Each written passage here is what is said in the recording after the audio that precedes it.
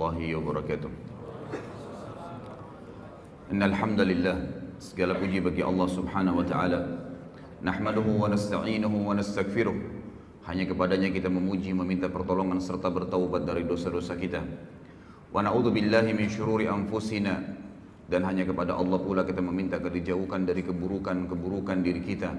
Wa min sayyiati a'malina, dan dari dosa-dosa yang pernah kita lakukan. May yahdihillahu fala mudhillalah, barang siapa yang telah Allah berikan hidayah maka tidak akan pernah sesat selamanya. Wa may yudlilhu fala hadiyalah, dan barang siapa yang telah Allah sesatkan maka tidak akan mendapatkan petunjuk selamanya. Asyhadu an la ilaha illallah wahdahu la syarikalah, wa asyhadu anna Muhammadan abduhu wa rasuluh. Saya bersaksi tidak Tuhan yang berhak disembah kecuali Allah, dan Muhammad benar-benar hamba juga utusannya. Qala Allah Ta'ala, Allah mengingatkan dalam kitabnya, Ya ayyuhalladzina amanu taqullaha haqqa tuqatih wa la tamutunna illa wa antum muslimun. Hai sekalian orang-orang yang beriman, patuhlah dan tunduklah, sebenar-benar patuh dan tunduk kepada satu-satunya pencipta segala sesuatunya, yaitu Allah Subhanahu wa taala, dan janganlah kalian meninggal dunia kecuali dalam keadaan Islam. Di ayat yang kedua, qala Allah Ta'ala, Ya ayuhan nasu taqu rabbakumul ladzi khalaqakum min nafsin wahidah وخلق منها زوجها وبث منهما رجالا كثيرا ونساء واتقوا الله الذي تساءلون به والأرحام إن الله كان عليكم رقيبا. Hai sekalian manusia, sekali lagi bertakwalah, hanya patuh dan tunduklah kepada satu-satunya pencipta segala sesuatunya, yaitu Allah, yang telah menciptakan kalian dari jiwa yang satu, yaitu Adam alaihissalam, dan menciptakan dari jiwa yang satu istrinya Hawa alaihissalam, dan telah banyak memberikan keturunan laki-laki juga perempuan dari keduanya. Sekali lagi bertakwalah, hanya patuh dan tunduklah kepada Allah, dan jagalah hubungan silaturahim, sesungguhnya Allah senantiasa mengawasi kalian. Di ayat yang ketiga, qala Allah azza wa jalla, ya ayyuhalladzina amanu taqullaha wa qulu qawlan sadida yuslih lakum a'malakum wa yaghfir lakum dhunubakum wa may yuti'illaha wa rasulahu faqad faza fawzan 'azima. Hai sekalian manusia, hai sekalian orang-orang yang beriman, sekali lagi bertakwalah, hanya patuh dan tunduklah kepada Allah dan ucapkan kalimat yang benar. Niscaya Allah akan memperbaiki amalan perbuatan kalian, mengampuni dosa-dosa kalian. Barang siapa yang mentaati Allah dan Rasulnya, maka dia telah mendapatkan kemenangan yang besar. Amma ba'd, fa inna asdaqal hadithi kitabullah.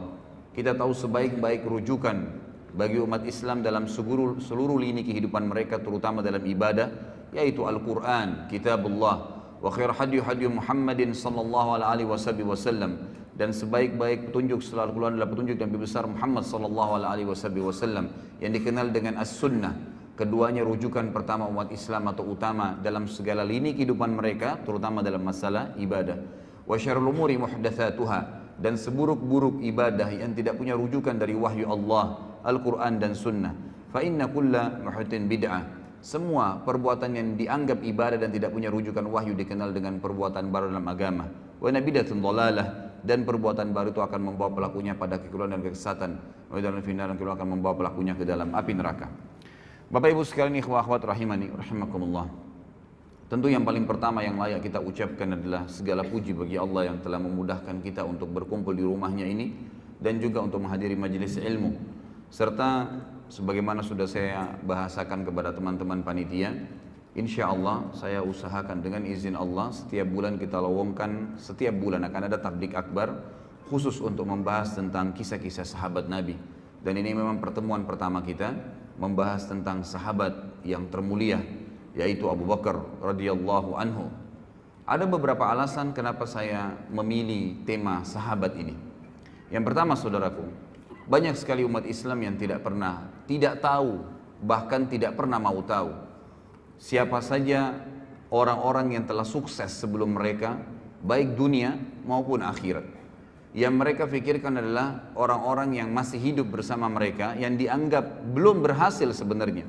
Mereka baru berhasil di poin-poin tertentu, di substansial kehidupan, belum semuanya, gitu kan. Tapi ada orang-orang yang telah mendahului kita dari orang-orang saleh terlebih dahulu. Mereka sukses dunia, kaya raya, seperti figur Abu Bakar nanti akan kita jelaskan. Dia seorang pedagang, kalau Anda mau bicara seorang pedagang, dan termasuk miliardernya Mekah. Beliau juga adalah seorang raja nantinya menjadi khalifah. Beliau seorang ayah yang sukses dan memiliki banyak anak serta 4 orang istri. Beliau juga radhiyallahu anhu yang memiliki banyak sekali kelebihan-kelebihan, termasuk tokoh masyarakat Mekah. Beliau adalah pejuang yang paling berani di medan perang. Beliau memiliki prinsip-prinsip hidup, gitu kan. Umur yang panjang sampai 63 tahun dan banyak sekali hal yang luar biasa dari kehidupan beliau sebagaimana akan kita tahu nanti. Dan akan banyak sekali kita akan ambil pelajaran dari kejadian-kejadian dari kehidupan beliau dan semoga Allah memberikan taufiknya untuk itu. Dan juga hal yang lain, saya akan bedah buku ikhwah dan akhwat sekalian. Bukunya adalah Ashabi Rasulullah sallallahu alaihi wasallam, ditulis oleh Syekh Mahmud Al-Misri. Allahu alam ya, setahu saya semenjak saya baca buku-buku tentang sahabat, saya temukan ini buku yang paling lengkap. Jadi kalau ada teman-teman yang berminat, saya sudah titipkan sama panitia, bisa mendapatkan di panitia. Buku ini ada 4 jilid. Ya, buku ini ada 4 jilid. Dan buku ini akan kita bedah setiap bulannya. Jadi kalau kesempatan sekarang kita akan bahas Abu Bakar, maka yang depan insya Allah mungkin Umar bin Khattab dan seterusnya, maka akan terus mengikuti buku ini. Jadi pun kalau ikhwah dan akhwat memilikinya, maka akan terus kita bedah sampai selesai 4 jilid dengan izin Allah subhanahu wa ta'ala. Saya ingin titik beratkan dalam metode penyampaian saya nanti ini, bahasan ini, dan ini bahasan yang cukup panjang sebenarnya. Sejarah Abu Bakar radhiyallahu anhu ini bukan sejarah yang pendek, sejarah yang panjang, dan Allahu alam kita tidak tahu bisa selesai sampai duhur atau tidak. Maka perlu saya tekankan kepada teman-teman bahwasanya saya tidak fokus kepada tanya jawab nantinya, tapi saya akan fokus ke materi. Dan ini yang lebih penting dalam majelis ilmu. Jadi majelis ilmu itu yang dinomorsatukan adalah materi yang diterima, bukan pertanyaannya. Kalau Allah mudahin nanti di akhir waktu ada kesempatan untuk bertanya, alhamdulillah, gitu kan. Kalau tidak, maka bisa nanti menghubungi saya di luar materi ini seperti yang disampaikan oleh panitia. Setiap Rabu malam maghrib isya ada materi yang rutin saya sampaikan di masjid kita ini. Antara maghrib isya materi kitab Al-Kabair dan kemudian dilanjutkan tanya jawab sampai jam 9 malam. Dan itu bebas Anda bertanya apa saja. Saya akan masuk dulu ke judul kita. Judul kita ini menggapai derajat Siddiq bersama Abu Bakar. Karena ada kalimat Siddiq yang saya terima atau yang saya titik beratkan pada saat saya sampaikan judul ke panitia, maka saya akan jelaskan dulu kalimat Siddiq itu sebelum masuk ke masalah siapa itu Abu Bakar dan apa yang kita bisa ambil dan kenapa beliau mendapatkan julukan Siddiq itu sendiri. Saudaraku, Siddiq itu diambil dari kata sadaqa yasduqu yang berarti jujur, tanggung jawab, amanah, penuh kepercayaan. Itu artinya. Kalau seseorang itu memiliki sifat kriteria tadi dari definisinya, maka dia dikatakan siddiq untuk laki-laki dan siddiqah untuk perempuan. Allah Azza wa Jalla menggunakan kalimat siddiq ini di banyak dalam ayat Al-Quran. Ada orang-orang yang memang Allah sebutkan, seperti misalnya Allah sebutkan tentang Yusuf alaihissalam dalam surah Yusuf urutan 12 ayat 46. Allah subhanahu wa ta'ala berfirman, A'udzu billahi minasyaitonir rajim, Yusufu ayyuhas siddiq. Al-ayah. Tentu ada lanjutan ayatnya, tapi ini saksi bahasan. Wahai Yusuf, ya, orang yang siddiq. Karena Yusuf alaihissalam adalah orang yang penuh dengan amanah, tanggung jawab, kejujuran dan kepercayaan penuh. Kemudian juga Allah subhanahu wa ta'ala sebutkan tentang Ibrahim alaihissalam di dalam surah Maryam urutan 19 ayat 41. A'udzu billahi minasyaitonir rajim, wadhkur fil kitabi Ibrahim innahu kana siddiqan nabiyya. Al-ayah. Dan ingatlah tentang kisahnya Ibrahim. Penyampaian Allah tentang Ibrahim, sesungguhnya dia nabi, sesungguhnya dia seseorang yang siddiqan nabiyya. Dia adalah orang yang sangat jujur, penuh dengan kepercayaan, ya, apapun yang disampaikan tentang kebenaran dia akan dukung, dan dia juga seorang nabi. Kata para ulama tafsir di sini Allah Subhanahu wa taala mendahulukan memuji Ibrahim alaihissalam dengan siddiq sebelum nabi. Berarti siddiq ini punya kedudukan tersendiri karena sebab utama para nabi-nabi ditunjuk oleh Allah justru karena mereka punya sifat sidq.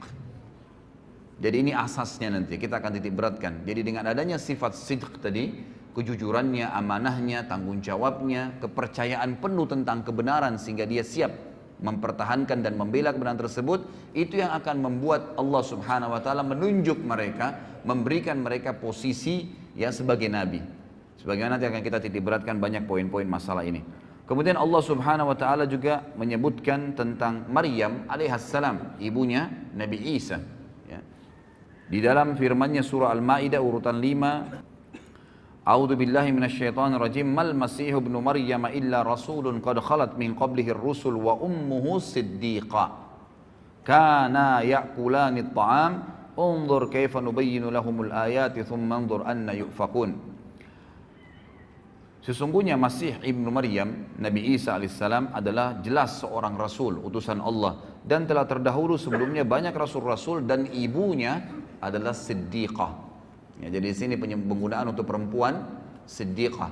Jadi Maryam alaihissalam ini, dia Maryam binti Imran bersaudara dengan Asia binti Imran, dan dua wanita ini adalah wanita yang sangat mulia.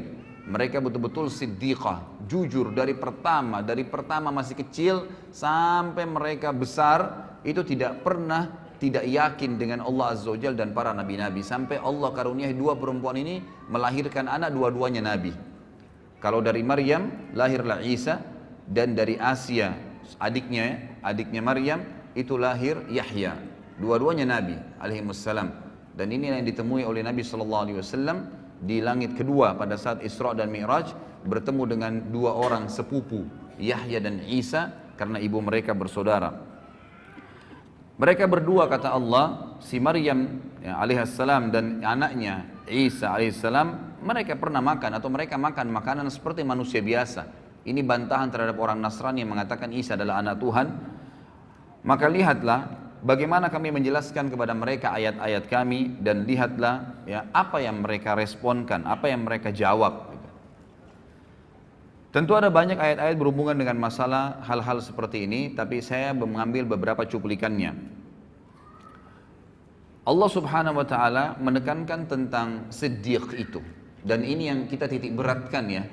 Sebelum menjelaskan Abu Bakar dan ikhwah sekalian, harapan saya dengan izin Allah Subhanahu wa taala, saya dan antum sekalian bubar dari pengajian ini, insya Allah membawa sifat siddiq ini.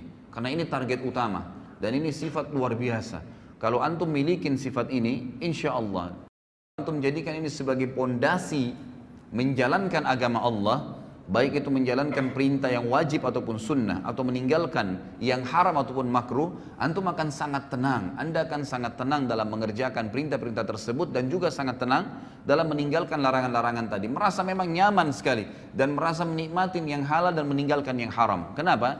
Karena pondasinya adalah sidq. Bagaimana betul-betul sebagaimana Allah ceritakan. Apa itu sidq? Allah tekankan di dalam Al-Quran, surah Al-Hadid urutan 57 ayat 19. A'udzu billahi minasyaitonir rajim. Walladzina amanu billahi wa rusulihi ulaika humus siddiqun wasyuhada'u 'inda rabbihim lahum ajruhum wa nuruhum walladzina kafaru wa kadzdzabu biayatina ulaika ashabul jahim. Terjemahannya, dan orang-orang yang benar-benar mengimani, meyakini keberadaan Allah dan seluruh rasul-rasulnya tidak terkecuali, sehingga apapun yang diperintahkan oleh Allah dan Rasulnya tidak ada keraguan dalam mengimaninya dan menjalankannya serta mempraktekannya. Gak ada keraguan. Jenggot diperintahkan Nabi SAW langsung dilakukan, tidak ada keraguan. Sholat diperintahkan awal waktu, afdal azan, langsung sholat, tidak pakai peduli. Seseorang muslim harus disuruh tutup auratnya langsung, tidak pakai membantah, tidak pakai berfikir. Itu cirinya orang siddiq. Apapun, mau mengeluarkan uang atau mau mendapatkan pendapatan, ternyata kita khawatir itu adalah haram, bisa mengundang murkanya Allah, ditinggalkan seketika. Itu ciri siddiq. Orang yang benar-benar yakin kalau Allah larang, maka pasti berbahaya buat dia, dan kalau Allah perintahkan pasti baik buat dia. Itu asasnya. Kalau ini antum jadikan sebagai pondasi agama, itu luar biasa. Inilah derajat siddiq. Kata Allah, dan orang-orang yang telah mengimani Allah, yakin keberadaannya, dan mengamalkan semua apa yang Allah inginkan, serta mengimani seluruh rasul, mengikuti mereka. Mereka lah orang-orang yang siddiq. Dan juga yang dianggap jujur, dan tadi ya, penuh dengan kepercayaan. Dan juga mereka akan menjadi saksi-saksi di hadapan Tuhan mereka nanti, dan mereka akan mendapatkan cahaya yang sempurna Mereka akan mendapatkan pahala yang sempurna dan cahaya yang sempurna dari Tuhan mereka. Kata para ulama tafsir, cahaya ini adalah setiap orang melihatnya selalu merasa nyaman, selalu merasa dekat dengan Allah karena siddiqnya.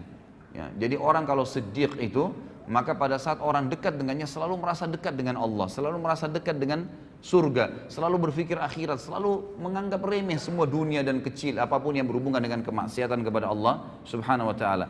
Dan sungguhnya orang-orang yang kafir sebaliknya, kafir kepada Allah dan Rasul-Rasul serta membohongkan ayat-ayat, gak ada surga, gak ada itu alam barzah. Siapa yang bilang orang kalau ibadah itu dapat pahala banyak, sekian gunung, sekian ini dan seterusnya? Siapa yang bilang orang kalau kena maksiat itu lalu dihukum oleh Allah? Subhanallah, saya kemarin tabligh akbar di Makassar, saya ngisi tema tentang kenalilah Tuhanmu kau akan bahagia.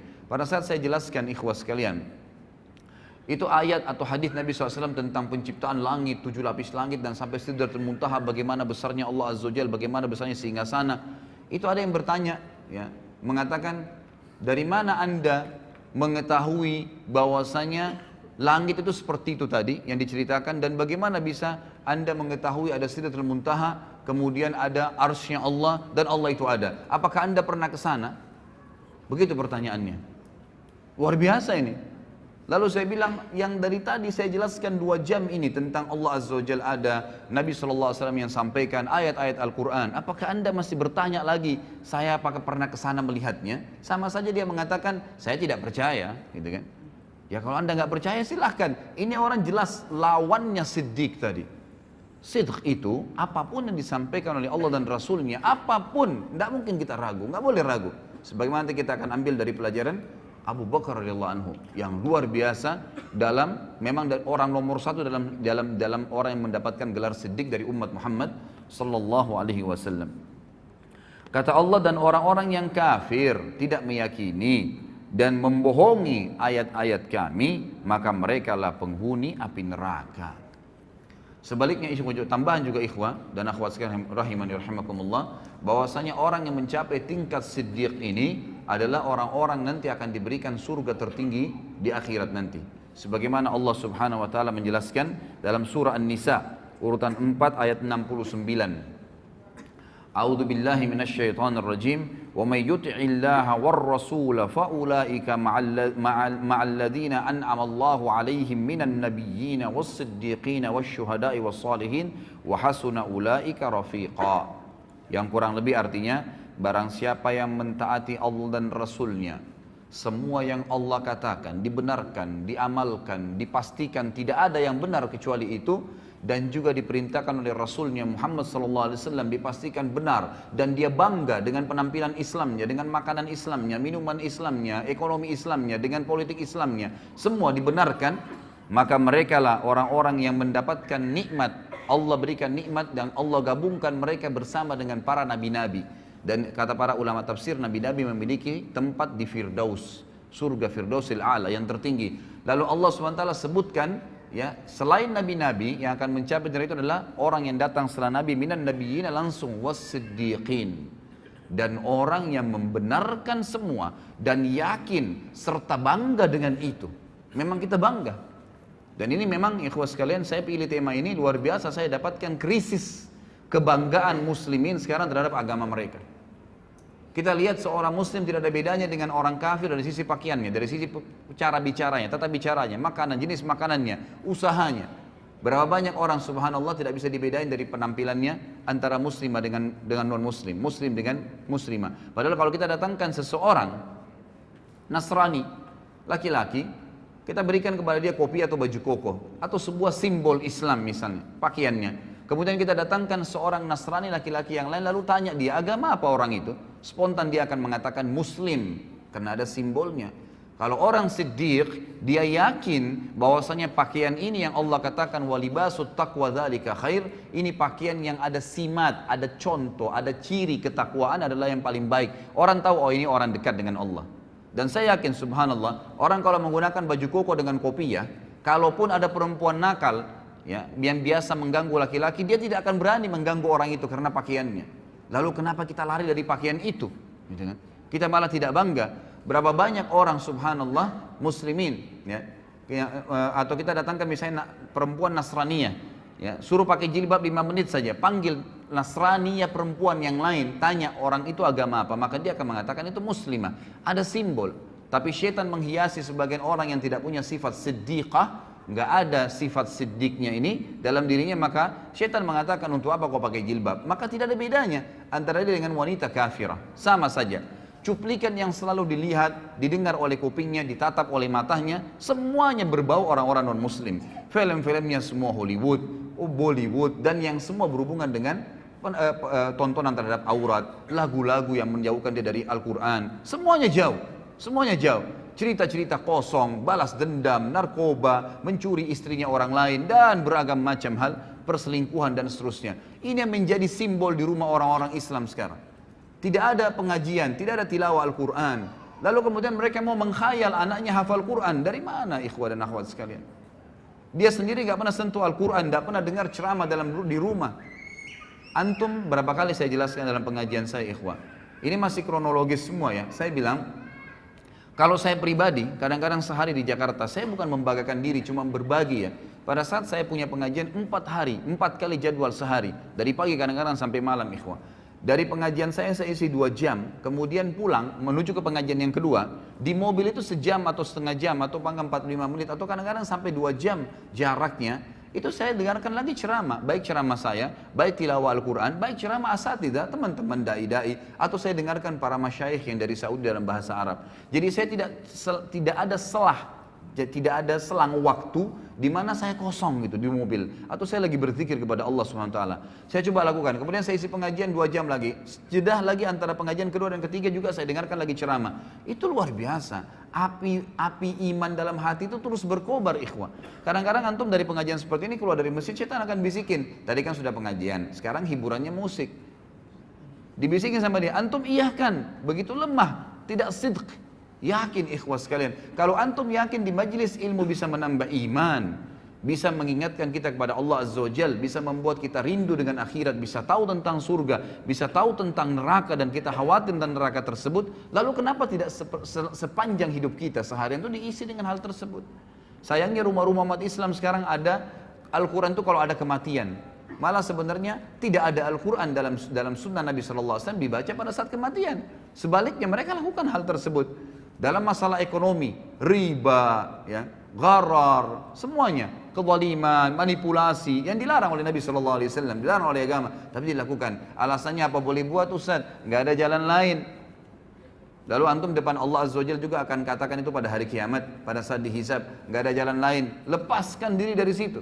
Ya, harus yakin dengan janji Allah Subhanahu wa taala. Ini akan kita titik beratkan 2 jam ke depan ikhwah, bagaimana memunculkan sifat siddiq dalam hati kita dan mempelajari dari orang yang nomor 1 dalam sifat siddiq, Abu Bakar radhiyallahu anhu, yang luar biasa dalam masalah seperti ini. Apapun yang Allah dan Rasulnya katakan tidak ada keraguan, pasti benar dan itu menjadi simbol kehidupannya. Langsung, tidak ada keraguan dalam masalah itu. Masalah politik sudah dijelaskan dalam Islam, harus orang alim, harus orang yang faham agama Allah, yang tahu halal haramnya Allah, baru jadi pemimpin. Mana pernah pemimpin negara kita ada orang yang alim? Ya, padahal Nabi SAW mengatakan apa? Al-ulama warathatul anbiya.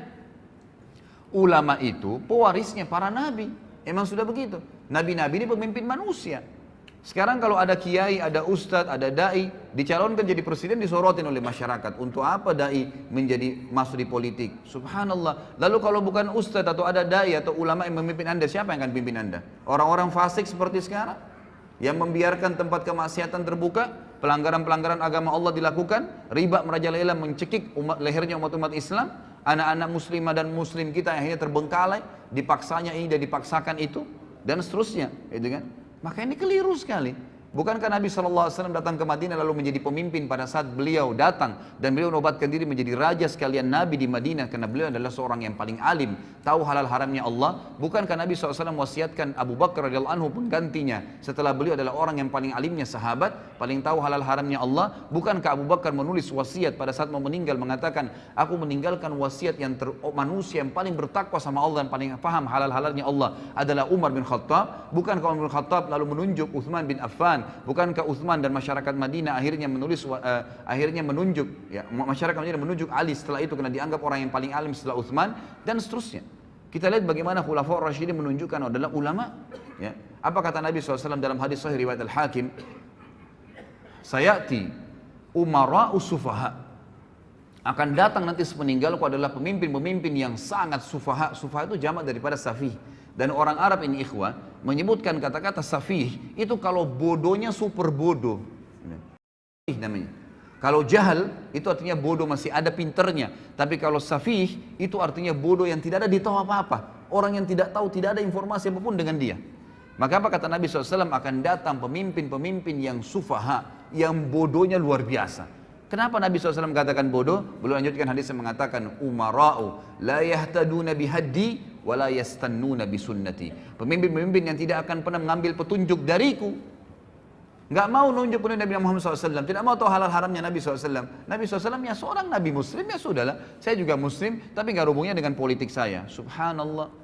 Ya. Lalu siapa yang anda jadikan patokan? Belanda, Inggris, negara-negara Barat, orang-orang kafir yang kufur kepada Allah Subhanahu Wa Taala. Lahirlah sistem demokrasi yang akhirnya siapa yang paling banyak suaranya, siapa yang paling kuat, ya orang masanya maka dia yang menang walaupun dia bodoh. Subhanallah khalik, gitu kan? Ini luar biasa karena kita jahilnya, kita tidak tahu tentang apa yang diajarkan Nabi SAW dan kita tidak sidq, kita tidak mempercayai itu. Seakan-akan ragu, benar nggak Islam nih? Benar nggak Islam itu bisa ngatur politik? Padahal 1345 tahun kita memimpin dunia. Bagaimana anda masih ragu dengan masalah itu? Lalu kata Nabi SAW, wa yastannuna bisunnati, dan tidak pernah ngikutin sunnah-sunnahku. Kita lihat sekarang negara-negara Islam. Jadi kacau balau, jadi gampang semuanya diobrak-abrik. Jadi gampang, naik pemimpin, ya tidak ada opsi lagi. Ini atau itu, dua-duanya nggak baik, dua-duanya begini. Karena anda tidak kembali kepada sistem yang sebenarnya. Allah Azza wa Jalla sudah tuntunkan di dalam kitabnya.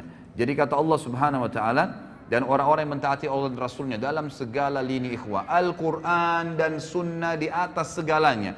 Allah dan Rasulnya di atas segalanya. Di atas politik, di atas ekonomi, di atas rumah tangga, di atas jabatan, di atas pendapatan, di atas segala-galanya. Itu baru dikatakan orang itu sidq.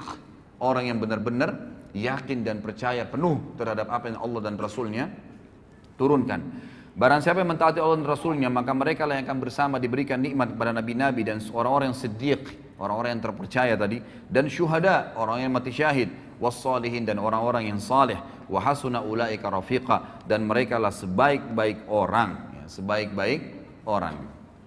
Baik ikhwah sekalian, sebelum masuk ke Abu Bakar juga, saya menemukan ada tema yang menarik dari buku ini. Sebelum jauh membahas masalah Abu Bakar radhiyallahu anhu, di sini ada disebutkan di buku ini. Nanti kalau anda memiliki buku ini atau antum memiliki buku ini, ada poin yang saya kemarin sempat terlintas membaca sepintas gitu. Lalu saya temukan memang ini poin yang tidak boleh luput dalam materi seperti sekarang kita ini. Ikhwah sekalian, demi Allah ikhwah, saya bersumpah di atas podium ini, kita ini umat yang terbaik, umat Islam, umat yang terbaik.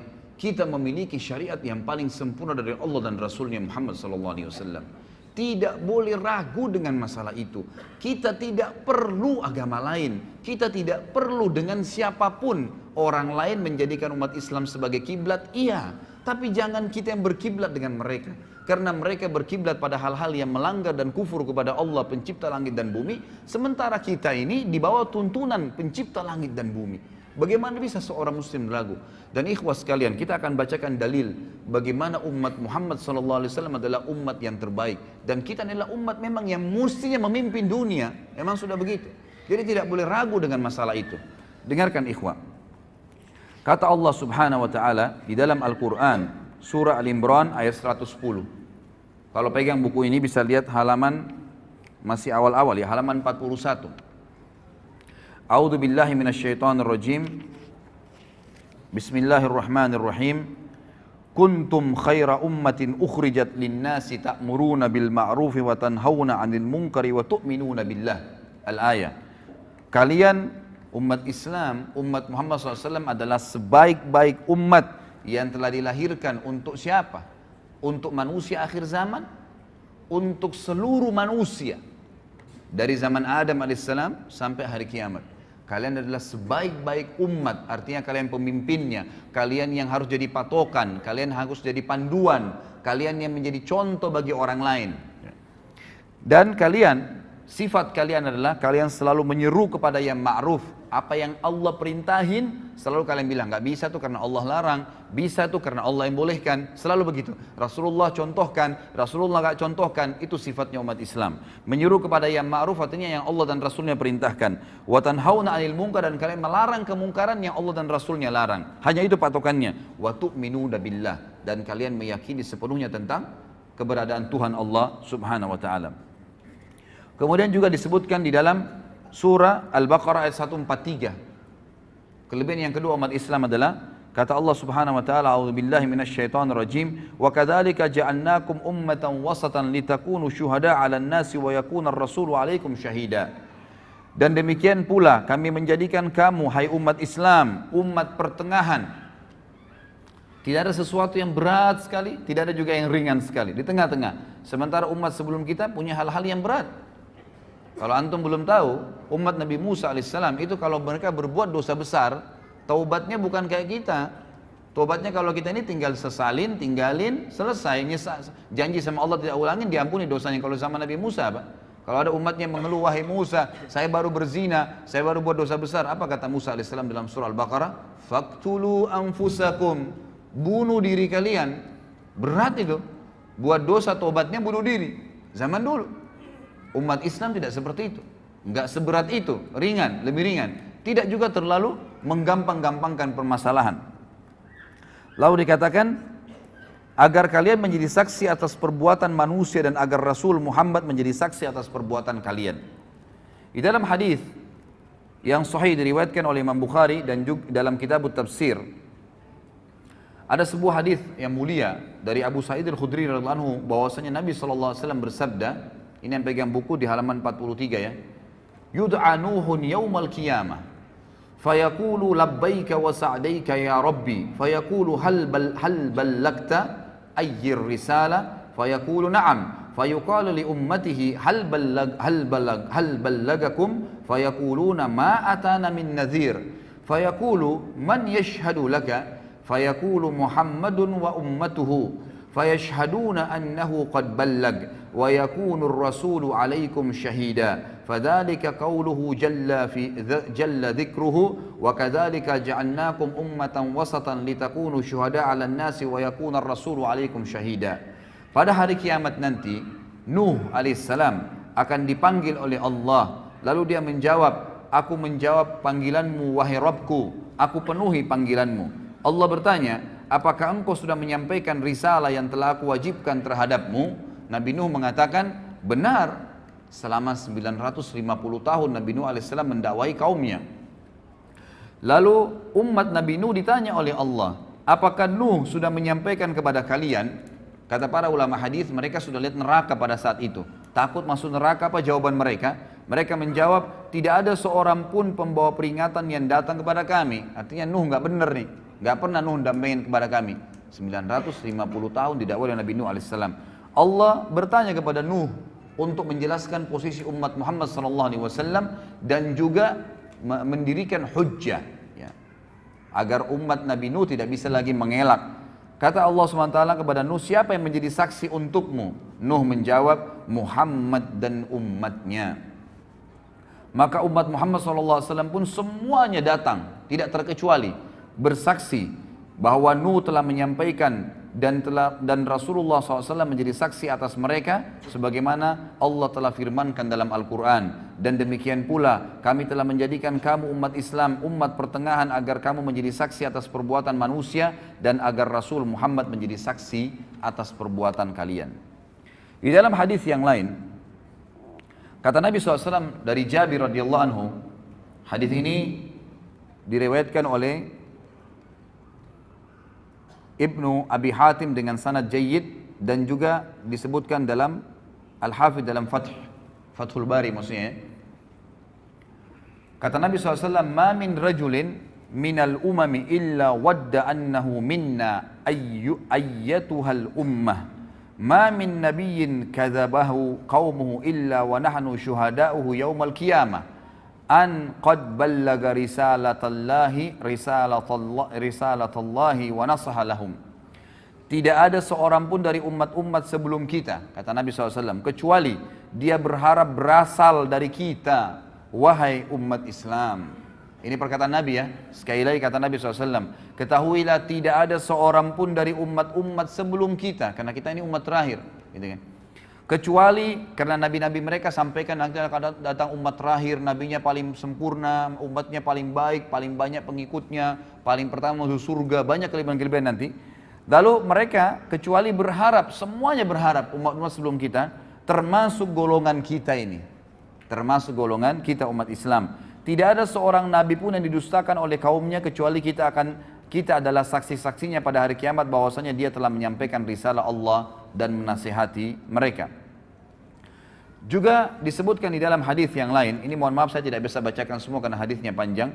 Saya pindah ke halaman setelahnya, halaman 45. Kata Nabi SAW dalam hadis yang sahih diriwayatkan oleh Ahmad dan Tirmidzi juga Ibnu Majah.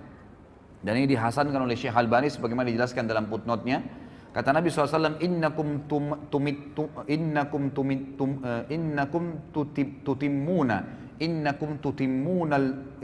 tutimmuna sab'ina ummah antum khairuha wa akramuha 'ala Allah. Sesungguhnya kalian akan melengkapi 70 umat. Ya, kata para ulama hadis maksudnya adalah ada 70 kelompok umat yang besar nanti pada hari kiamat. Dan kalian adalah yang melengkapi yang paling banyak di antara 70 umat itu. Kalian adalah yang terbaik dan termulia bagi Allah. Di dalam hadis yang lain diriwayatkan oleh Ahmad dan Tirmidzi dari Anas dan Syekh Albani mengatakan untuk mensahihkan hadis ini, kata Nabi SAW, "Mathalu ummati mathalul matar, la yudra awwaluhu khairun am akhiruh." Umatku ibaratnya hujan, tidak diketahui mana yang paling baik, apakah yang pertama atau yang terakhirnya. Maksudnya apa? Semuanya baik. Umat Islam ini semuanya baik. Selama mereka amalkan agamanya, maka mereka adalah yang terbaik. Tidak ada bedanya antara satu dengan yang lainnya. Juga kata Nabi SAW di dalam hadis yang sahih riwayat Abu Daud, Tabarani, dan juga Hakim, Nabi SAW bersabda, ummati hadhihi ummatun marhumatun, laysa alaiha azabun fil akhirah, innama azabuha fid dunyal fitan, wazzalazilu wal qatlu wal balaya. Umatku ini adalah umat satu-satunya yang dikasihani oleh Allah. Tidak ada azab atas mereka di akhirat. Maksudnya orang-orang ya yang umat Islam ini umumnya kata ulama hadis sebelum mereka meninggal itu diberikan kesempatan untuk bertaubat. Selalu diingatkan oleh Allah Subhanahu wa taala. Jadi betul-betul orang yang masuk ke neraka nanti dari umat Islam ini umat-umat yang betul-betul menyimpang. Benar-benar tidak mau bertaubat, tidak mau kembali ke jalan Allah Subhanahu wa taala. Akan tetapi azabnya akan datang di dunia dalam bentuk fitnah-fitnah, gempa bumi, pembunuhan, mungkin mereka dibunuh oleh orang-orang lain dan wabah penyakit. Kemudian di dalam hadis yang lain juga diriwayatkan Imam Muslim dari Abu Musa al-Asy'ari bahwasanya Nabi SAW bersabda, "Innallaha azza wa jal idza arada rahmata ummatin min ibadihi qabada nabiyyaha qablaha فجعله لها فرطا وسلفا بين يديها وإذا أراد حلكة أمة عذبها ونبيها حي فأهلكها وهو ينظر فأقر عينه بحالاتها حين كذبوه وعصوا أمره." Jika Allah Azza wa Jalla hendak merahmati suatu umat dari hamba-hambanya, niscaya dia mengambil atau mewafatkan nabinya sebelum mereka. Seperti Nabi Muhammad SAW wafat sebelum para sahabat umumnya. Dia menjadikan Nabi tersebut sebagai pendahulu di hadapan mereka sehingga bisa dicontohin. Jika Allah hendak membinasakan satu umat, niscaya dia Allah menyiksanya sebelum Nabi mereka atau selama Nabi mereka masih hidup. Allah membinasakan mereka sedangkan Nabi mereka melihatnya. Seperti kasus Nabi Nuh, Nabi Lut, jadi dilihat. Dia membuatnya tenang dengan kebinasaan mereka manakala mereka mendustakan dan menyelisihi perintahnya. Kemudian juga kelebihan umat Muhammad SAW yang lain adalah hadis disebutkan oleh Ibnu Majah dan Baihaqi, disahihkan oleh Syekh Albani dari Abu Hurairah radhiyallahu anhu bahwasanya Nabi SAW bersabda, "Inna Allah tajawaza li ummati amma tuwaswisu bihi suduruha atau suduruha ma lam ta'mal aw tatakallam bihi wa mastukriha alaih." Sesungguhnya Allah memaafkan umatku apa yang terbersit dalam hati mereka selama mereka belum melakukannya. Jadi kalau kita lagi sholat, kemudian ada bisikan-bisikan riya, bisikan apa saja, selama kita belum iyakan, maka tidak terhitung batal, gitu kan? Sebab semua ibadah pasti ada terlintas bisikan setan ya. Kita mau sedekah, tuh orang puji, itu orang ini. Kita lagi sholat tuh, indahkan ada teman di sebelah kamu, kamu dipuji. Kita lagi berdoa seperti itu. Selama kita nggak iyakan, maka tidak ada masalah. Tapi kalau kita sudah iyakan, baru terjadi riya itu, mendapatkan dosa. Seperti itu. Allah SWT memudahkan bagi umat ini seperti itu. Jadi Allah Subhanahu wa taala memaafkan umatku apa yang terbersih dalam hati mereka, maksudnya digoda oleh syaitan selama mereka belum melakukannya atau mengucapkannya, dan apa yang mereka dipaksa atasnya. Kalau dipaksa lakukan satu perbuatan, kalau tidak dia akan dibunuh. Seperti kasus Ammar ibn Yasir, ya radhiyallahu anhu, pada saat ayahnya dan ibunya Ammar dan Sumayyah dibunuh oleh Abu Jahal, maka Ammar masih kecil, umurnya 7 tahun, 8 tahun. Ketakutan, disiksa sama Abu Jahal. Abu Jahal bilang, saya akan siksa kamu, saya tidak bunuh langsung, sampai habis semua kulitmu, sampai kamu kesakitan luar biasa dan kamu mati tersiksa, kalau kau tidak kufur kepada Muhammad. Maka kata Ammar, baiklah, apa yang kau mau wahai Abu Jahal? Kata Abu Jahal, katakan saya kufur kepada risalahnya Muhammad, kufur kepada kenabian Muhammad. Maka Ammar mengatakan, saya kufur kepada risalahnya Muhammad. Lalu Abu Jahal tidak puas, lewatlah unta betina. Lalu kata Abu Jahal, saya tidak akan lepaskan kau kecuali kau katakan unta ini Tuhanku. Maka Ammar pun berkata, unta ini Tuhanku, baru dilepas. Ammar bin Yasir radhiyallahu anhu waktu lepas dari azab merasa menyesal, ya terbebani hatinya. Kenapa tadi nggak sekalian biarin aja saya disiksa? Lalu dia datang kepada Nabi SAW mengatakan, umur 7 tahun, 8 tahun ini luar biasa imannya. Lalu kata Ammar, ya Rasulullah sambil nangis, bagaimana bisa ini? Saya tadi mengucapkan begini dan begitu ya Rasulullah, karena saya takut dibunuh. Kata Nabi SAW, wahai Ammar, kalau seandainya diulangin lagi kepadamu besok, ucapkanlah. Selama memang bukan hatimu yang menginginkannya. Artinya memang dipaksa, gitu kan? Ini terlepas dari, ini adalah sebuah hal yang tidak dihukum bagi umat Muhammad SAW. Kemudian juga dikatakan oleh Nabi SAW di dalam hadis diriwayatkan oleh Ibnu Abi Asim dari Anas dan dihasankan oleh Syekh Albani dalam Sahihul Jami', kata Nabi SAW, Inna Allah Ta'ala kad ajara ummati min an tajtami ala dhalalah. Sesungguhnya Allah Ta'ala telah melindungi umatku sehingga mereka tidak bersepakat di atas kesesatan. Artinya selama mereka berpegang pada Al-Quran dan Sunnah, maka mereka insya Allah tidak akan sesat. Kemudian juga di dalam hadis yang diriwayatkan oleh Imam Muslim dan Ahmad juga Nasai dari Hudzaifah radhiyallahu anhu, bahwasanya Nabi SAW bersabda, fuddilna 'alan nasi bi thalath, ju'ilat sufufuna ka sufufil malaika, wa ju'ilat lana al-ardu kullaha masjida, wa ju'ilat turbatuha lana tahura, idza lam najidil ma, wa u'titu hadhihi al-ayat min akhir suratil Baqarah min kanzin tahtal arshi lam yu'taha nabiyyun qabli. Kami diberikan umat Islam ini 3 keutamaan, kata Nabi SAW, atas semua manusia. Yang pertama, saf-saf kami dijadikan seperti safnya para malaikat. Jadi memang pengaturan saf salat itu dianjurkan seperti safnya malaikat, sebagaimana sabda Nabi SAW kepada para sahabat dalam hadis Bukhari Muslim, tidakkah kalian mengatur saf kalian sebagaimana para malaikat mengaturnya?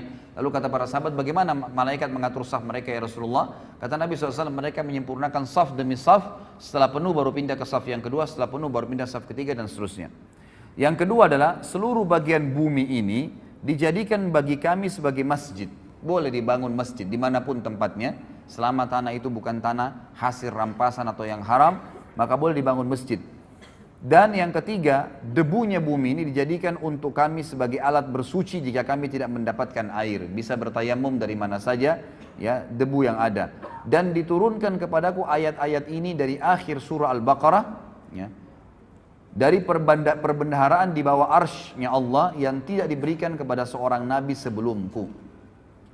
Kemudian juga tentu di sini ada banyak sekali, ya, hadis-hadis Nabi SAW yang mungkin saya tidak bisa bahas semua. Tentu saya berharap ikhwan dan akhwat bisa memiliki bukunya. Sekali lagi, karena buku ini akan kita bedah setiap bulannya dengan izin Allah. Kalaupun memang Allah memberikan ada halangannya, maka minimal Anda sudah memiliki buku rujukan yang saya jadikan sebagai referensi utama ini.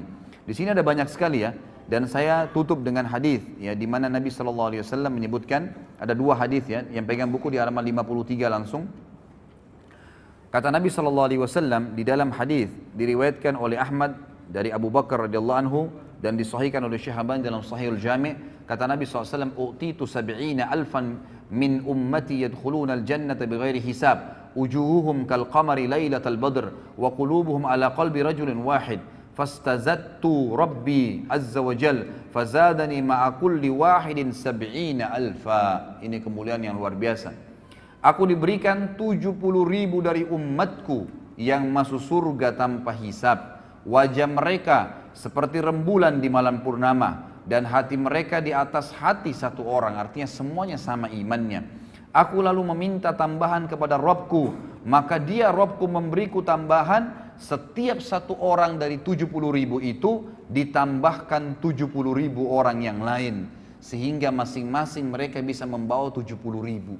Jadi 70.000 kali 70.000, dan ini tidak ada bagi umat-umat sebelum kita. Ini luar biasa sekali Allah SWT berikan kepada kita. Kemudian dikatakan juga di dalam hadis yang lain,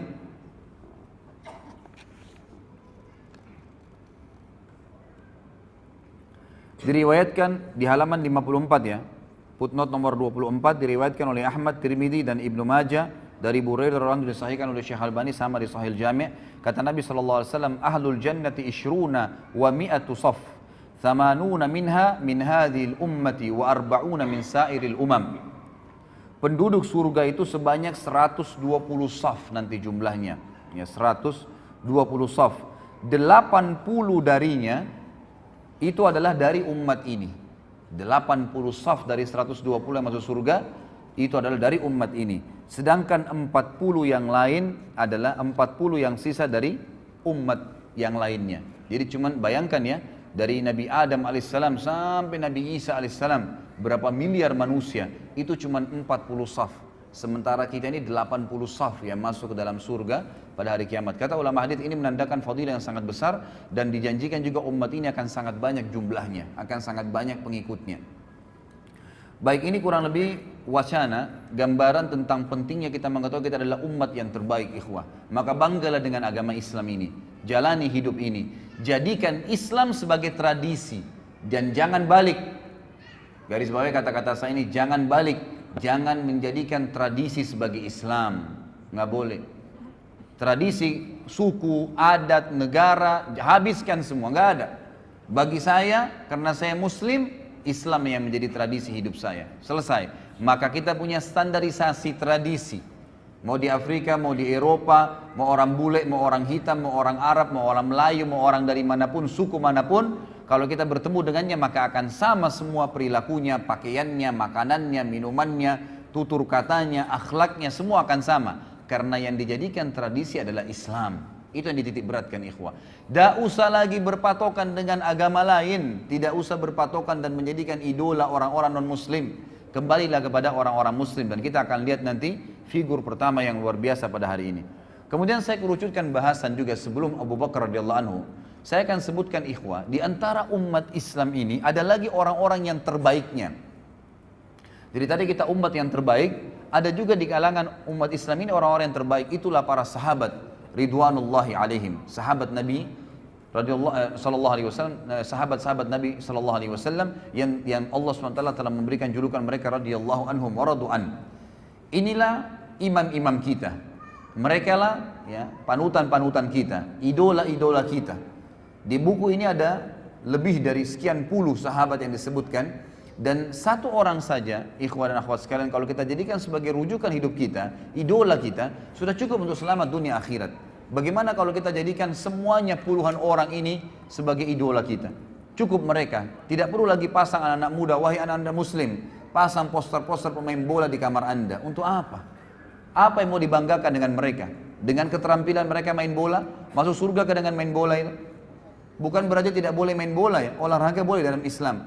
Tapi sampai pada tingkat anak-anak kita menghafal nama-nama pemain bola dan tidak tahu nama sahabat Nabi. Siapa yang sudah dijamin masuk surga? Siapa yang sudah berjuang dan sebenarnya? Gitu kan? Ini hal-hal yang harus kita sadari dan kita fahamin.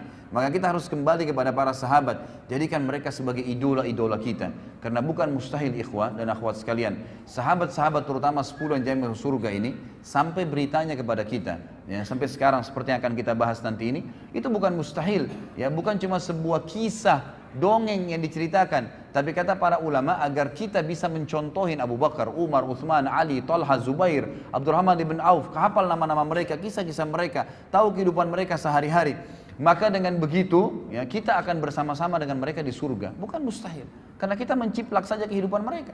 Itulah yang diinginkan oleh Allah Azza wa Jal melalui sejarah-sejarah mereka yang tetap Allah kekalkan, gitu kan? Dan subhanallah, syaitan-syaitan ingin menyesatkan manusia dengan mencaci maki, mengkafirkan para sahabat ridwanul alaihim yang telah Allah pilih mereka. Nanti kita akan baca sebentar lagi fadilah dan keutamaan para sahabat. Sehingga di sini ikhwas sekalian, kita tidak butuh lagi panutan siapapun kecuali mereka setelah Nabi Muhammad SAW. Yang pertama ikhwas sekalian, disebutkan dalam buku ini, Allah SWT menurunkan banyak sekali Al-Quran. Coba buka halaman 59 yang pegang bukunya. Sekali lagi ikhwah dan akhwat, kalau ingin memiliki bukunya ada di depan sama panitia, ya. Yang jelas kita membahas di sini jilid pertamanya. Surah Al-Ahzab, halaman 59 ayat 23. A'udzubillahi minasyaitonirrajim. Allah SWT mengekalkan dalam Al-Quran dibaca oleh setiap orang yang beriman tentang para sahabat. Ini ayat ini, satu ayat saja ini sudah cukup membantah orang-orang Syiah ini. Yang betul-betul sampai berani mengkafirkan para sahabat. Apalagi figur yang kita bicara sebentar lagi tentang siapa dia. Kata Allah SWT, minal mu'minina rijalun sadaku ma'ahadullah alaih. Faminhum man qadha nahbahu wa minhum man yantadir wa ma baddalu tabdila. Di antara orang-orang mukmin, maksudnya para sahabat. Ayat ini turun kepada para sahabat. Ada orang-orang yang menepati apa yang telah mereka janjikan kepada Allah. Maksudnya di sini ulama tafsir bilang mereka mati syahid. Mereka berusaha masuk medan perang supaya mati syahid dan Allah berikan apa yang telah Allah janjikan. Dan ada di antara mereka yang gugur dan ada pula di antara mereka yang masih menunggu ikut perang, belum mati, ikut perang yang kedua, terus begitu. Ya, karena yakin dengan apa yang Allah janjikan dengan mati syahid itu. Dan mereka sama sekali tidak mengubah janjinya. Maksudnya tidak berubah, tidak murtad, tidak ragu, tidak bimbang. Kemudian dalam surah Al-Bayyinah ayat 8 Allah Subhanahu wa taala mengatakan radhiyallahu anhum wa radu an. Allah Subhanahu wa taala ridha kepada mereka dan mereka pun ridha kepada Allah. Mereka pun ridha kepada Allah. Kemudian dalam surah Al-Fath ayat 18 Allah terus memuji para sahabat. Ikhwas sekalian, kalau Allah sudah ridha kepada seseorang, Rabbul Alamin, Tuhan alam semesta, siapa lagi yang kita mau jadikan panutan selain mereka? Yang diridhoi oleh atasannya, diridhoi oleh presiden dan rajahnya, diridhoi oleh keluarganya dan istrinya atau suaminya? Jauh sekali. Diridhoi oleh pencipta langit dan bumi, radhiyallahu anhum wa radu an. Allah sudah ridha kepada mereka semua sahabat. Di sini jamak, radhiyallahu anhum, tidak terkecuali, gitu kan? Waradu'an, dan mereka juga ridho dengan Allah, ridho dengan agama ini, mereka memilih itu. Kemudian juga dalam surah Al-Fatih ayat 18 halaman 60-nya, a'udzubillahi minasyaitonirrajim, kata Allah SWT, laqad radiyallahu 'anil mu'minina idh yubayyi'unaka tahta asy-syajarati fa'alima ma fi qulubihim fa'anzala as-sakinata 'alaihim wa athabahum fathan qariba. Sungguh Allah telah meridai orang-orang yang beriman. Siapa mereka itu? Sahabat di sini. Ketika mereka berjanji kepadamu, hai Muhammad. Siapa di antara kita pernah ketemu dengan Nabi SAW? Tidak ada. Yang pernah ketemu adalah para sahabat. Ayat ini turun kepada mereka. Kata Allah SWT, sungguh Allah telah meridai orang-orang mukmin ketika mereka berjanji setia kepadamu, hai Muhammad, di bawah pohon. Dia mengetahui apa yang ada dalam hati mereka. Maksudnya Allah tahu hati-hati para sahabat yang bersih dari kekufuran. Lalu dia Allah memberikan ketenangan atas mereka dan memberikan balasan kepada mereka dengan kemenangan yang dekat. Kemudian juga dalam surah Al-Fath ayat 29. Terus bertubi-tubi Allah jelaskan tentang siapa sahabat ini. Inilah idola kita, saudaraku. Kata Allah SWT, a'udzubillahi minasyaitonirrajim, Muhammadur Rasulullah walladzina ma'ahu asyidda'u 'alal kuffari ruhama'u bainahum tarahum ruk'an sujjadan yabtaguna fadlan minallahi wa ridwana simahum fi wujuhim min atharis sujud dzalika mathaluhum fit taurat wa mathaluhum fil injili kazar'in akhraja syat'ahu fa'azarahu fastagladha fastawa 'ala suqi yu'jibu az-zurra'a liyaghidha bihimul kuffar wa'adallahu alladhina amanu wa 'amilus solihati minhum maghfiratan wa ajran 'azima. Muhammad itu, kata Allah SWT, adalah benar-benar utusan Allah dan orang-orang yang bersama dengan dia.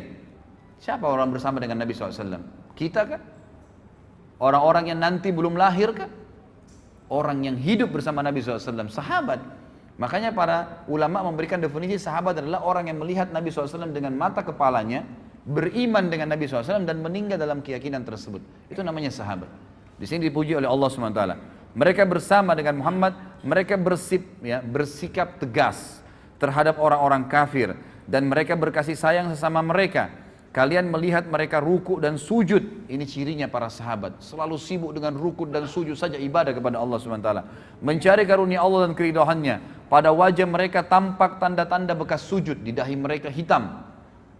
Demikianlah sifat-sifat mereka yang diungkapkan dalam Taurat. Dan juga diungkapkan dalam Injil. Jadi dalam Taurat dan Injil sudah disebutkan ciri-ciri para sahabat ridwanullahi alaihim. Jadi ini bukan orang-orang yang cuma sekedar dari umat kita saja, maksudnya hanya sekedar dari umat kita dan disebutkan dalam Al-Quran, tapi memang Allah pastikan Taurat, Injil sebelum mereka lahir sudah disebutkan siapa itu sahabat. Luar biasa nih kedudukan sahabat nih. Yaitu seperti benih yang mengeluarkan tunasnya. Kemudian tunas itu semakin kuat, lalu menjadi besar dan tegak lurus di atas batangnya. Tanaman itu menyenangkan hati penanam-penanamnya karena Allah hendak menjengkelkan hati orang-orang kafir. Dengan kekuatan orang-orang yang beriman, Allah menjanjikan kepada orang-orang yang beriman dan mengerjakan kebajikan di antara mereka, sahabat, gitu kan, ampunan dan pahala yang besar. Juga ayat yang lain, Allah SWT menyebutkan dalam surah Al-Hasyr, ayat 9 dan ayat 8 dan ayat 9. Ini semua tentang sahabat nih. Ya, kita bayangkan luar biasanya bagaimana Allah memuji sahabat dalam Al-Quran, dan luar biasanya bagaimana orang-orang Rafidah dan orang Syiah berani mengkafirkan para sahabat yang Allah menyebut mereka sebagai orang yang beriman. Ini luar biasa nih, ya. Sampai mereka mengangkat bendera untuk membunuh, ya, orang-orang yang sudah mengikuti Nabi SAW, ini sahabat-sahabat Nabi. Dan sampai saya dengarkan cuplikan salah satu tokoh orang-orang Syiah sekarang di Iran. Dia membahasakan dalam bahasa Arab gitu kan, tapi saya tidak ingat namanya. Tadi sempat saya lihat terlintas ada cuplikannya di YouTube gitu kan. Dia sempat mengatakan munculnya orang-orang teroris sekarang yang banyak membom sana sini dan membunuh-bunuh ini, itu karena memang mereka ya tidak faham tentang agama ini. Kemudian mereka-mereka ini sebenarnya cuma substansial, cabang-cabang kecil dari induk-induk pemimpin-pemimpin mereka. Saya pikir yang mereka mau sebutkan ini ulama-ulama sunni yang sekarang. Ternyata mereka bilang apa? Kalimatnya dia bilang apa? Pimpinan-pimpinan mereka adalah Abu Bakar, Umar, Aisyah, sahabat. Yang mestinya ini akar-akarnya semua ini yang kita harus putuskan. Dan kita kafirkan, kita perangin. Sehingga tidak muncul lagi teroris. Luar biasa. Ya, na'udzubillah, alaihimul la'nah. Allah SWT akan melaknat mereka dengan cara seperti ini. Apa kata Allah kekal ikhwah dalam Al-Quran? Al-Quran bukan buku yang saya tulis.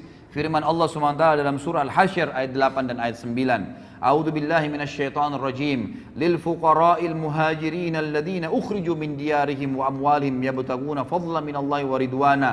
Fadlan minallahi wa ridwana wa yansuruna Allah wa rasulahu. Ulaika humus shadiqun. Walladziina tabawwa'ud dara wal imana min qablihim yuhibbuna man hajara ilaihim wa la yajiduna fi sudurihim hajatan mimma utu wa yu'thiruna ala anfusihim. وَيُؤْثِرُونَ عَلَىٰ أَنفُسِهِمْ وَلَوْ كَانَ بِهِمْ خَصَاصَةٌ وَمَنْ يُوقَ شُحَّ نَفْسِهِ فَأُولَٰئِكَ هُمُ الْمُفْلِحُونَ.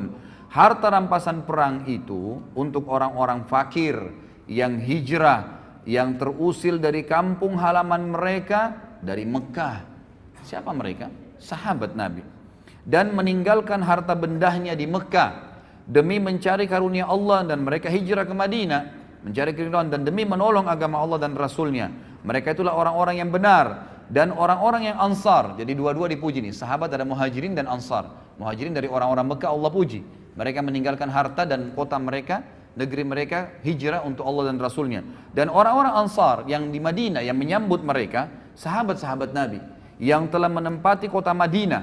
Siapa yang menempati kota Madinah di zaman Nabi SAW? Sahabat Nabi.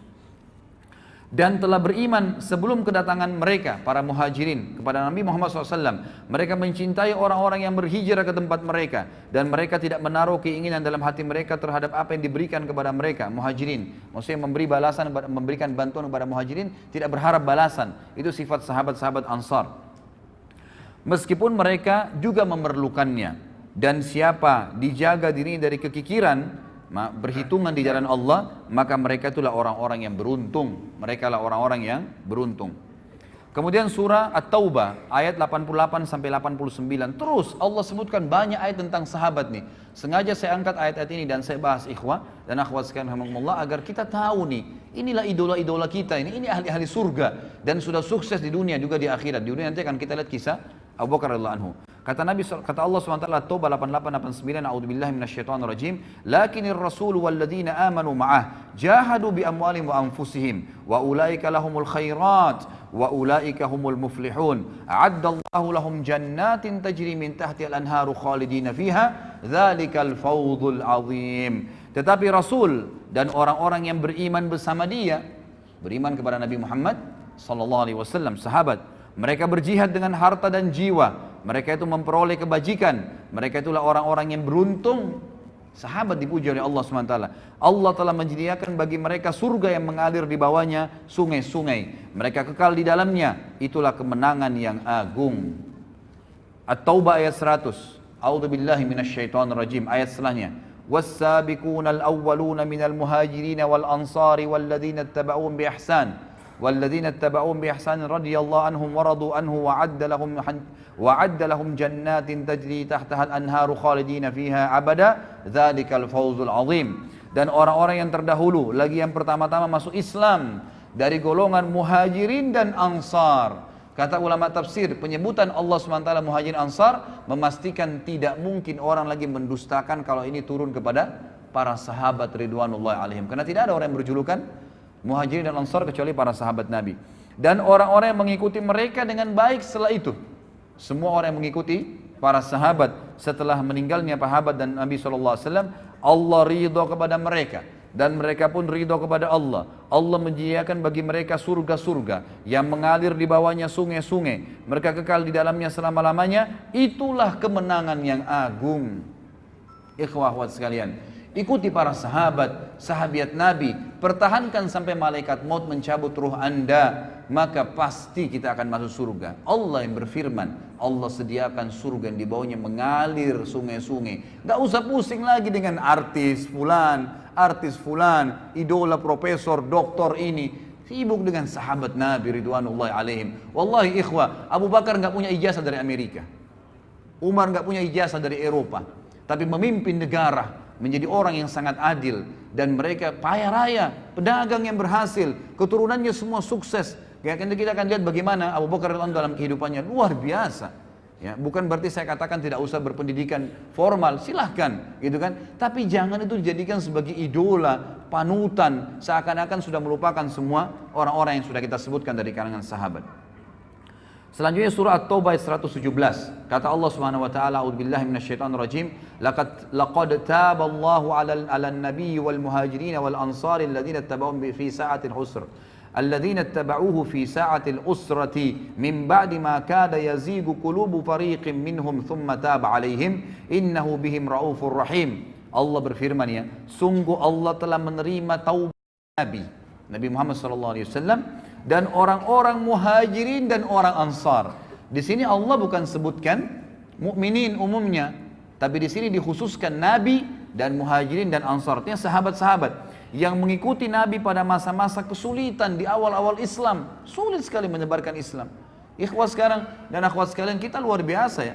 Lahir zaman sekarang ini luar biasa kalau bagi saya bilang. Kita lahir Quran sudah sempurna, masjid sudah banyak, orang tua kita muslim, ya. Di mana-mana tersebar agama Islam. Sudah jelas, masjid di Mekah sudah bebas dari kekufuran, Madinah sudah bisa dikunjungin, orang bisa umroh haji sepuasnya. Luar biasa Islam. Kalau kita lahir di zaman Nabi SAW, ikhwah, nggak gampang jadi sahabat. Luar biasa sulitnya. Nggak ada lampu, nggak ada penerangan pada saat itu.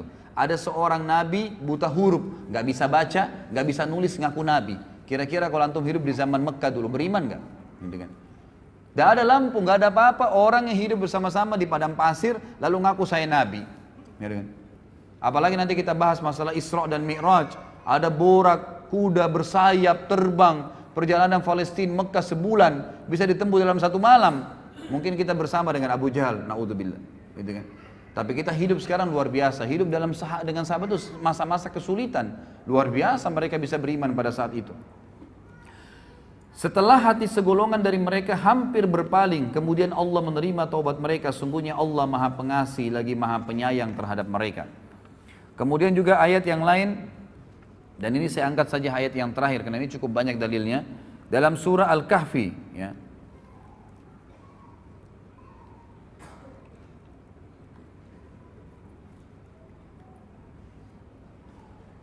Baik, saya pilih ayat yang lain ya. Kita cari ayat yang kira-kira ayat Al-Imran terakhir ya. Al-Imran di halaman 65 ayat 172 174. A'udzu billahi minasyaitonir alladzina istajabu lillahi war rasuli min ba'di ma asabahumul karh lilladzina ahsanu minhum wattaqau ajrun 'azim. Alladzina qala lahumun nasu innan nasa qad jama'u lakum fakhshawhum فزادهم إيمانا وقالوا حسبنا الله ونعم الوكيل فانقلبوا بنعمة من الله وفضل لم يمسسهم سوء واتبعوا رضوان الله والله ذو فضل عظيم. Orang-orang yang mentaati perintah Allah dan Rasul Muhammad SAW setelah mendapatkan luka dalam perang Uhud. Siapa yang hadir di perang Uhud? Kita kan? Para sahabat Nabi. Orang-orang yang berbuat kebajikan dan bertakwa di antara mereka, para sahabat, mendapatkan pahala yang besar, yaitu orang-orang yang mentaati Allah dan Rasulnya. Yang ketika ada orang-orang yang mengatakan kepada mereka di perang Uhud, orang-orang Quraisy telah mengumpulkan pasukan untuk menyerang kalian, karena itu takutlah kepada mereka. Apalagi berita Muhammad SAW telah terbunuh pada saat itu. Ternyata ucapan itu justru menambah kuat iman mereka, para sahabat. Dan mereka menjawab, cukuplah Allah menjadi penolong bagi kami dan dia sebaik-baik pelindung. Maka mereka kembali dengan nikmat dan karunia yang besar dari Allah. Mereka tidak ditimpa suatu bencana dan mereka mengikuti keridhaan Allah. Allah mempunyai karunia yang besar.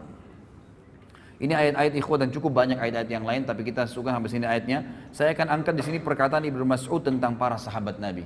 Sahabat menceritakan tentang sahabat. Apa kata beliau? Di sini penulis mengatakan sungguh indah ucapan Ibnu Mas'ud radhiyallahu anhu tentang para sahabat Rasulullah sallallahu alaihi wasallam. Dia berkata, "Inna Allah nadhara fi qulubil ibadi fawajada qalba Muhammadin sallallahu alaihi wasallam khaira qulubil ibad. Fastafahu li nafsihi fabta'athahu bi risalati. Thumma nadhara fi qulubil ibadi ba'da qalbi Muhammadin fawajada qulubu ashabihi khaira qulubil ibad." فجعلهم وزراء نبيه يقاتلون على دينه فما رأى المسلمون حسنا فهو عند الله حسن وما رأوا سيئا فهو عند الله سيء. Perkataan yang luar biasa. Ibnu Mas'ud berkata, sesungguhnya Allah memperhatikan hati hamba-hambanya, maka dia Allah mendapati hati Muhammad sallallahu alaihi wasallam adalah hati yang terbaik, sehingga dia memilihnya untuk dirinya dan mengutusnya sebagai pembawa risalahnya. Kemudian Allah Azza wa Jalla melihat hati hamba-hambanya setelah hati Muhammad sallallahu alaihi wasallam, maka dia mendapati hati para sahabatnya adalah hati yang terbaik, sehingga dia menjadikan mereka sebagai pendukung-pendukung nabinya yang berperang di atas agamanya. Apa yang dipandang baik oleh para sahabat kaum muslimin pada saat itu, maka ia juga baik di mata Allah.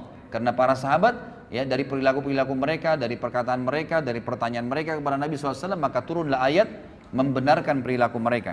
Dan apa yang dipandang buruk oleh kaum muslimin sahabat pada saat itu, maka ia juga buruk dipandang oleh Allah Subhanahu wa taala. Juga Ibnu Mas'ud pernah berkata, "Man kana mustanna falyastanna biman qad mat, fa innal hayya la tu'manu alaihi al-fitnah." فأولئك أصحاب محمد صلى الله عليه وسلم أبر هذه الأمة قلوبا وأعمقها علما وأقلها تكلفا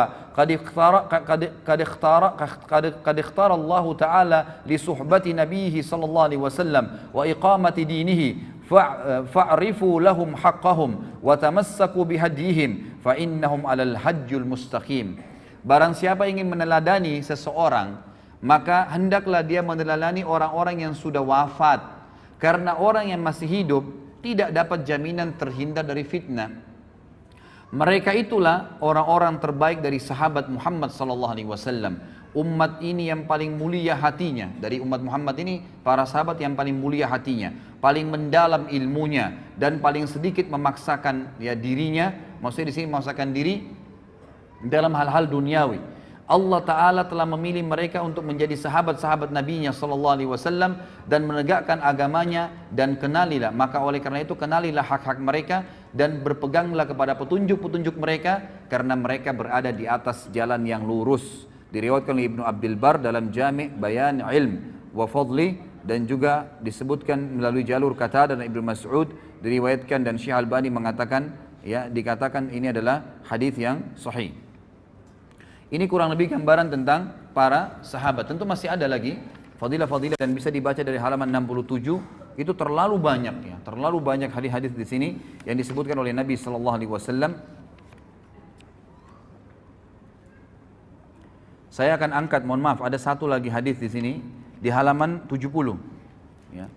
Di mana Nabi sallallahu alaihi wasallam bersabda tentang para sahabat beliau. Tentu ini banyak dalil yang belum saya baca ya. Karena melihat waktu saja. Hadis yang diriwayatkan oleh Imam Muslim dan Ahmad juga ya banyak disebutkan oleh imam-imam yang lain, di mana Nabi sallallahu alaihi wasallam bersabda tentang sahabat, "An-nujumu amanatun lis-sama', fa idza dhahabat an-nujum atas sama'u ma tu'ad, wa ana amanatun li ashabi, fa idza dhahabat ata ashabi ma yu'adun, wa ashabi amanatun li ummati, fa idza dhahaba ashabi ata ummati ma yu'adun." Bintang-bintang adalah penjaga bagi langit. Artinya selama bintang ada di langit, maka orang bisa tahu yang ini terang langit itu. Jika bintang lenyap, maka akan datang kepada langit apa yang dijanjikan. Kalau Allah sudah angkat bintang-bintang itu, maka langitnya akan kiamat. Aku adalah penjaga bagi para sahabatku. Jika aku pergi wafat, maka akan datang kepada para sahabatku apa yang dijanjikan kepada mereka. Artinya akan ada ya sahabat akan menyebar dan akhirnya mereka juga akan menemukan beberapa kendala, tapi mereka tinggal kembali kepada panduan Nabi sallallahu alaihi wasallam. Sahabat-sahabatku adalah penjaga bagi umatku. Jika sahabat-sahabatku telah pergi wafat, maka akan datang kepada umatku apa yang dijanjikan kepada mereka. Artinya mereka akan berselisih kalau mereka tidak mengikuti para sahabat ridwanullahi alaihim. Juga di sini halaman 71 nanti ikhwah bisa baca, ini hadis juga yang agung, bahwasanya banyak fakta sejarah disebutkan di dalam banyak sekali hadis riwayat Muslim, ya hadis riwayat Bukhari, banyak disebutkan hadis-hadis di mana pernah terjadi peperangan. Sering kali terjadi peperangan di zaman Nabi SAW meninggal, kemudian pemimpin perang berkata kepada pasukannya, apakah ada di pasukan kita ini yang pernah menjadi sahabat Nabi? Maka mereka mengatakan ada, si fulan dan si fulan. Maka Allah memberikan kemenangan karena keberadaan sahabat itu. Kemudian dalam peperangan yang lain berkata juga pemimpin-pemimpin, setiap peperangan di zaman tabi'in mereka berkata, adakah sahabat yang ikut? Oh ada si fulan masih hidup di pasukan. Maka Allah berikan kemenangan lagi karena adanya sahabat. Lalu setelah itu, setelah para sahabat meninggal semua, lalu terjadi peperangan, pernah terjadi fakta lapangan, para tabi'in berkata, ya seorang pemimpin perang pernah berkata, apakah ada orang di antara kalian yang pernah menemani sahabat Nabi? Maksudnya menjadi sahabatnya Nabi, tabi'in. Maka berkata mereka, ada si fulan dan si fulan. Maka Allah pun memberikan kemenangan justru karena ada di situ muridnya para sahabat ridwanullahi alaihim. Jadi di sini kita bisa lihat bagaimana Allah Azza wa Jalla memberikan kemenangan-kemenangan untuk ya pasukan-pasukan jihad karena adanya para sahabat ridwanullahi alaihim. Ini kurang lebih kronologisnya ikhwas sekalian, dan memang agak panjang tadi saya sampaikan agar memang kita menyadari tentang pentingnya kedudukan kita umat Islam dan juga pentingnya kedudukan para sahabat ridwanullahi alaihim.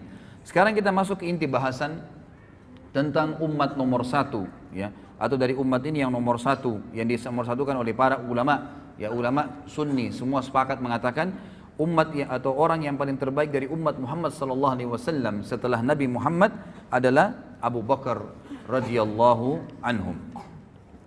Saya akan mulai ikhwah. Abu Bakar ini beliau berada atau berasal dari suku yang masyhur ya.